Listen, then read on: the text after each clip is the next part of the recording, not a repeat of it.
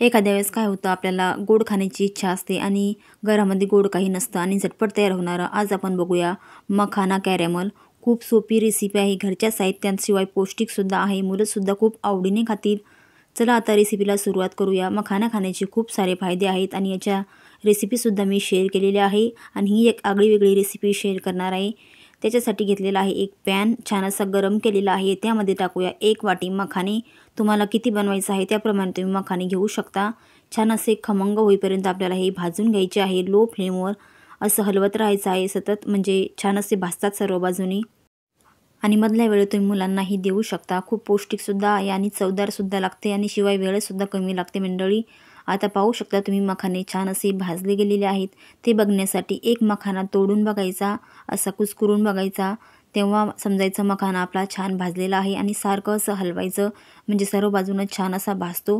तुम्ही पाहू शकता, एक तुम्हाला मी तोडून दाखवते. अशा पद्धतीने छान असा मखाना भाजला गेलेला आहे. एका ताटामध्ये आपण हे काढून घेऊया आणि त्याच पॅनमध्ये आपल्याला गूळ घ्यायचा आहे. 1 वाटी मखाना घेतलेला आहे आणि त्याच वाटीने 1 वाटी गूळ घेतलेला आहे. तुम्हाला कमी गोड लागत असेल तर तुम्ही थोडंसं गुळाचं प्रमाण कमी करू शकता. पूर्णपणे गूळ आपल्याला विरघळून घ्यायचा, यामध्ये पाणी वगैरे टाकायचं नाही. आपण गूळ वापरल्यामुळे अजूनच ही पौष्टिक अशी रेसिपी आपली तयार होते. तुम्ही पाहू शकता गूळ असा पूर्ण मेल्ट होत आलेला आहे. अजून थोडा वेळ आपल्याला मेल्ट करून घ्यायचा आहे आणि एका वाटीमध्ये आपल्याला पाणी घ्यायचं आहे आणि नंतर गूळ आपल्याला चेक करायचा आहे तयार झाला का नाही ते. आणि सारखं असं मिक्स करत राहायचं आहे आपल्याला, म्हणजे अजिबात बुडाला वगैरे चिटकत नाही आणि जळतसुद्धा नाही. आता एका वाटीमध्ये पाणी घेतलेलं आहे आणि त्यामध्ये टाकून बघायचा गूळ.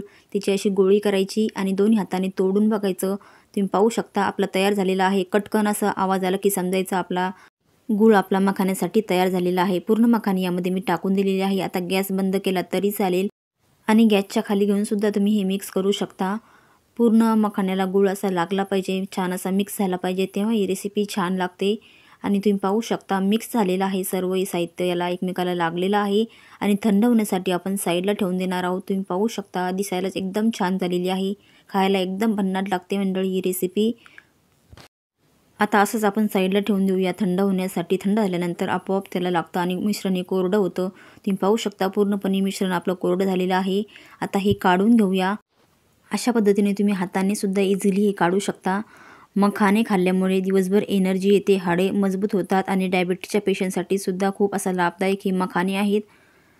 आणि मंडळी, तुम्हाला माझ्या रेसिपी आवडत असतील तर चॅनलला सबस्क्राईब करा. पाहू शकता तुम्ही किती छान असा आपला मखाना कॅरेमल तयार झालेला आहे. एकदम खुसखुशीत असा, मुलं खूप आवडीने खातील. तुम्ही एकदा ट्राय करून बघा मंडळी. आणि आजची ही रेसिपी तुम्हाला कशी वाटली कमेंट करून सांगा. आणि रेसिपी आवडली असेल तर एक लाईकसुद्धा करा. अशा छान छान रेसिपी बघण्यासाठी सबस्क्राईब करणे गरजेचे आहे तुम्हाला. आणि आजची रेसिपी शेवटपर्यंत पाहिल्याबद्दल खूप खूप धन्यवाद. भेटूया पुढच्या रेसिपीमध्ये.